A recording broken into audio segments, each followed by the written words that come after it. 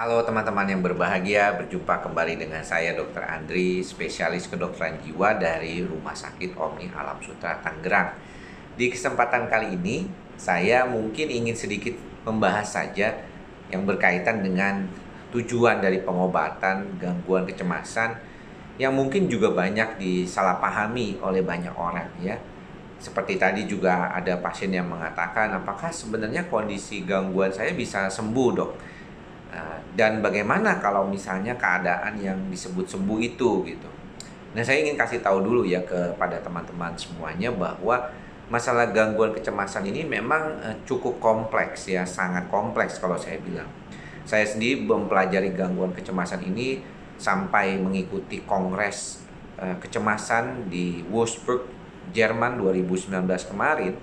Itu berbagai macam pengetahuan dan juga informasi terkait gangguan kecemasan ini sebagian besar memang masih sangat tidak jelas ya. Artinya kalau kita berbicara tentang sumber sistem saraf pusat di otak, ada bagian-bagian yang tertentu di otak itu yang kita belum pahami secara pasti sebagaimana sumbernya. Di mana kondisi gangguan kecemasan seringkali menjadi problem berkaitan dengan bagaimana kita bisa menentukan apakah memang kesalahannya di sistem amigdala, ataukah di dopamin, ataukah di sistem glutamat ya, aminobutyric acid, ataukah di sistem yang berkaitan dengan serotonin. Jadi banyak banget. Nah, tetapi mengapa di dalam ketemu pasien dengan kondisi kecemasan, yang paling utama yang saya selalu pesankan kepada mahasiswa saya ketika tadi saya memberikan kuliah buat mereka adalah jangan sampai teman-teman ataupun para mahasiswa itu, para sejawat, calon sejawat juga lupa bahwa kita harus mengobati gejala kecemasannya dulu sampai baik ya. Karena seringkali jadi sulit tuh kalau misalnya kecemasan itu tidak diobati.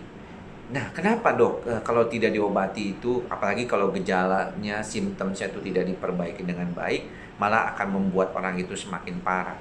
Betul Bapak Ibu.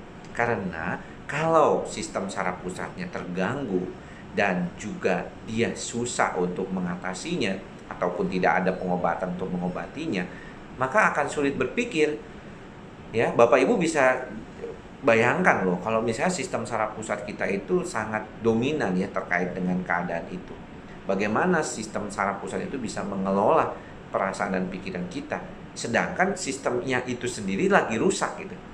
Ini nih susahnya nih gangguan kecemasan, nggak kayak ngobatin antibiotik pakai untuk pasien bakteri atau infeksi virus gitu ya. Kalau untuk pakai antiviral misalnya, kenapa dok?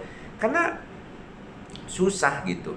Jadi kadang-kadang kalau kita lihat nggak gampang gitu.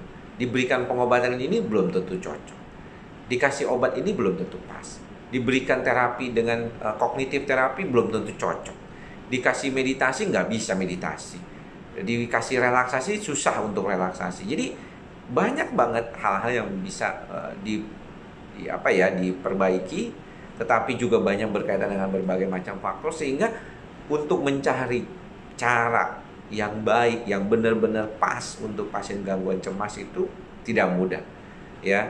Saya sebagai dokter yang berkecimpung di bidang ini sudah lebih dari 12 tahun itu menyatakan bahwa memang tidak mudah untuk mengatasi gangguan cemas.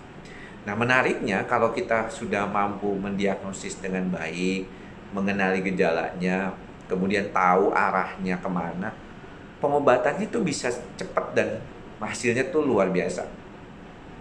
Saya sering mendapatkan pasien-pasien yang datang ke saya dalam hitungan minggu sudah membaik. Kok bisa dok bisa membaik seperti itu? Ya karena dia mendapatkan pengobatan yang pas.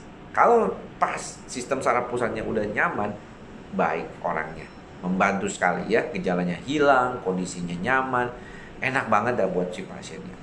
Nah sayangnya kadang-kadang ya tadi kemampuan dari sistem saraf pusatnya itu kadang-kadang ketika orang itu membaik tetapi faktor lingkungannya belum stabil, maka dia balik lagi gejalanya begitu ya. Nah, multi sistem yang berkaitan dengan pengobatan ini perlu dipahami banget oleh dokter ya, karena tidak semua bisa memahaminya. Mengapa saya masih memberikan kuliah gangguan kecemasan buat teman-teman mahasiswa, buat dokter?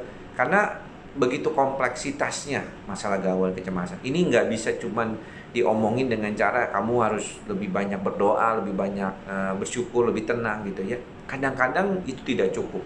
Makanya saya sudah bilang ke pasien saya, kalau Bapak Ibu datang ke saya ada masalah gangguan kecemasan, berarti Bapak Ibu ini sudah mengalami gangguan yang lebih berat. Kalau masih ringan, tidak mungkin datang ke saya seperti itu. Pastinya akan jauh lebih berat kondisinya seperti itu. Nah, untuk itulah kita belajar untuk mengelola ya pikiran dan perasaan kita. Semoga ini menjadi jauh lebih baik ke depannya. Dan saya berharap Bapak Ibu menemukan ya, pengobatan yang tepat. Saya tahu tidak mudah, kadang-kadang membutuhkan waktu yang lama, tapi kalau Bapak bisa membantu diri Bapak dengan baik, ini akan lebih bantu untuk Bapak untuk mengatasi sistem saraf pusat Bapak supaya lebih stabil. Bapak Ibu pasti bisa mengatasinya. Teman-teman juga yang masih muda, yang sering kali mengalami kecemasan juga bisa baik kalau menemukan ketepatan dalam diagnostik dan ketepatan dalam terapi.